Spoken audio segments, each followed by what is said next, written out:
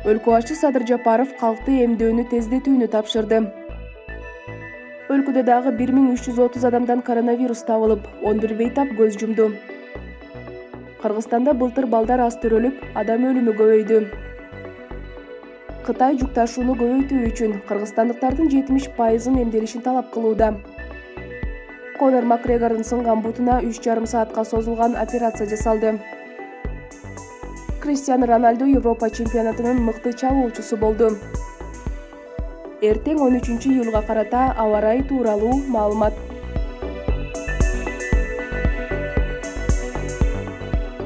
Президент Садыр Жапаров өлкөдөгү эпидемиологиялык кырдаалды жакшыртуу жана калктын коронавирус инфекциясына каршы популяциялык иммунитетин иштеп чыгуу максатында республикалык ыкчам штабка калкты эмдүүнү тездетүүнү тапшырды. Бул тууралуу президенттин баспасөз кызматы билдирет. Президенттин администрациясынын, министрлер кабинетинин, министрликтер менен ведомстволордун, министрлер кабинетинин облустардагы ыйгарым укуктуу өкүлчүлүктөрүнүн, райондук мамлекеттик администрациялардын жана айыл өкмөттөрдүн жетекчилерине өз кызматкерлерин эмдөөдөн өткөрүүнү камсыз кылуу тапшырылды. Мындан сырткары саламаттык сактоо жана социалдык өнүктүрүү министрлигине медициналык жана социалдык кызматкерлерди, ал эми билим берүү жана илим министрлигине билим берүү чөйрөсүндөгү кызматкерлерди толук эмдөөдөн өткөрүүнү камсыз кылуу тапшырылды. Ошол эле учурда бардык конфессиялардын диний кызматкерлерине, коомдук тамактануучу жайлардын, соода, тейлөө, транспорт, банк кызматкерлерине жана башка адамдар массалык түрдө топтолчу ишканалардын кызматкерлерине вакциналарды алуу сунушталат. Президент Садыр Жапаров өлкөнүн бардык жарандарын өздөрүнүн жана айланасындагы адамдардын ден соолугун коргоо үчүн аң сезимдүү болуп, эмдөөдөн өтүүгө чакырды.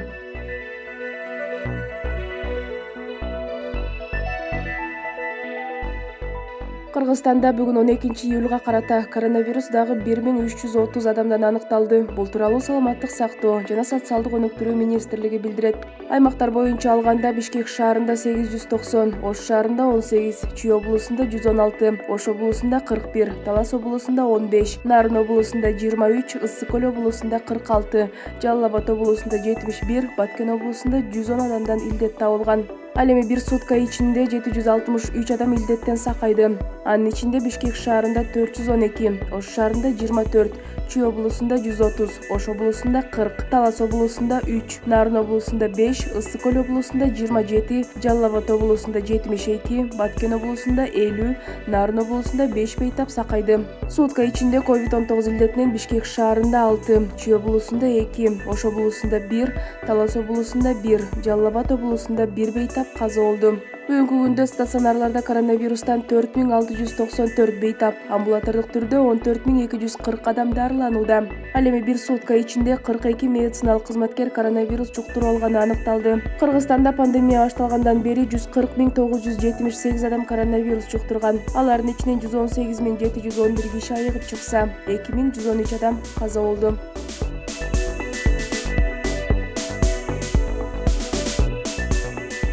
Былтыр Кыргызстанда калктын санынын өсүү темпи төмөндөп кеткенин Улуттук статистика комитети маалымдады. Маалыматка караганда, соңку убакта калктын санынын өсүү темпи жылына 2,1% болуп турган. Бирок 2020-жылы бул көрсөткүч 1,7%га чейин түшүп кеткен.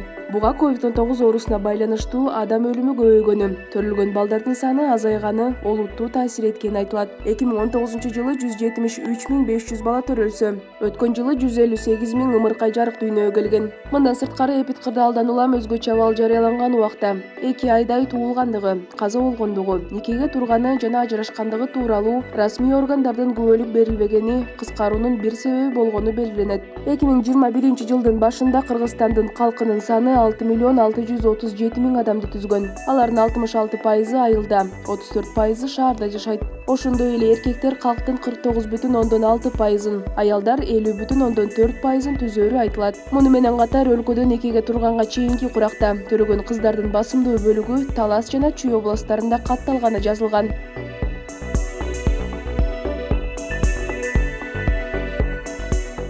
Кыргыз-Кытай чек арасынан өткөн жүктүн көлөмүн көбөйтүү боюнча сүйлөшүүлөрдө коңшу өлкө Кыргызстандын жарандарынын 70% коронавируска каршы вакцина алсын деген маселени коюп жатат. Бул тууралуу Жогорку Кеңеште мамлекеттик бажы кызматынын төрагасынын орун басары Кыялбек Мукашев билдирди.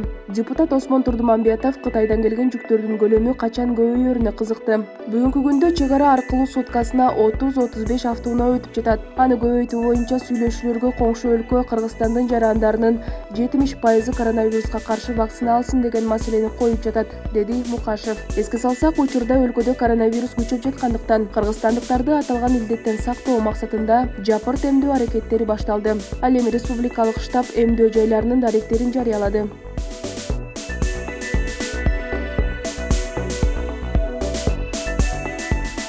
Ирландиялык ММА мушкери Конор Макгрегордун сынган бутуна 3,5 сааттык операция жасалды. Бул тууралуу чет элдик басылмалар жазып чыгышты. Маалыматка караганда, Макгрегордун бут сөөгүнө интрамедулярдык өзөк коюлган. Буттун төмөн жагындагы узун ичке сөөгү бурамалар менен бекитилген. Ал Лос-Анджелестеги Седар-Синай ооруканасына жеткирилген. Дарыгерлердин айтымында операция ийгиликтүү болгон. Макгрегор клиникада шаршемби күнгө чейин болоору айтылууда. Эске салсак, 11-июлда Лас-Вегас шаарында UFC 264 турнири өткөн. Мушташ техникалык нокаут менен аяктап, биринчи раундтан кийин Макгрегор бутунун сынганынан улам күрөштү уланта алган эмес.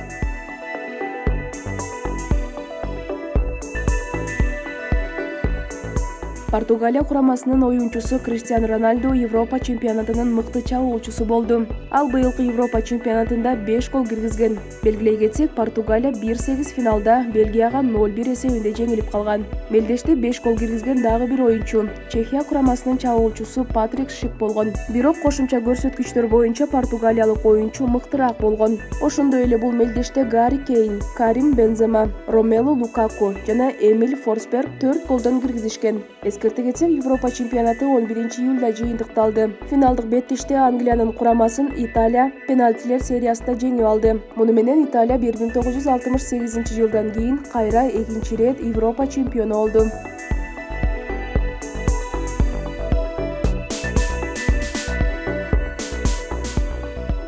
Кыргыз-Гидромет борборунун маалыматы боюнча, эртең 13-июлда түнкүсүн Ош, Баткен, Ысык-Көл облустарында, Жалал Абад, Чүй облусунун тоолуу райондорунда өткүн өтүп, күн күркүрөйт. Калган аймактарда жаан жаабайт. Күндүз көпчүлүк аймакта өткүн өтүп, күн күркүрөйт. Батыштан келген шамалдын ылдамдыгы секундасына 4-9 метр, кээ бир райондордо 15-20 метрге жетет. Абанын температурасы Чүй облусунда түнкүсүн +16 +21, күндүз +29 +34. Таласта түнкүсүн +11 +16, күндүз +27 +32. Ош, Жалал Абад, Баткен облустарында түнкүсүн +16 +21. Ысык-Көлдө түнкүсүн +9 +14, күндүз +20 +25. Нарын облусунда түнкүсүн +8 +13, күндүз +20 +25. Ал эми Бишкек шаарында күндүз өткүн өтүп, күн күркүрөйт. Абанын температурасы түнкүсүн +19 +21, күндүз +31 +33 градус ысык болот.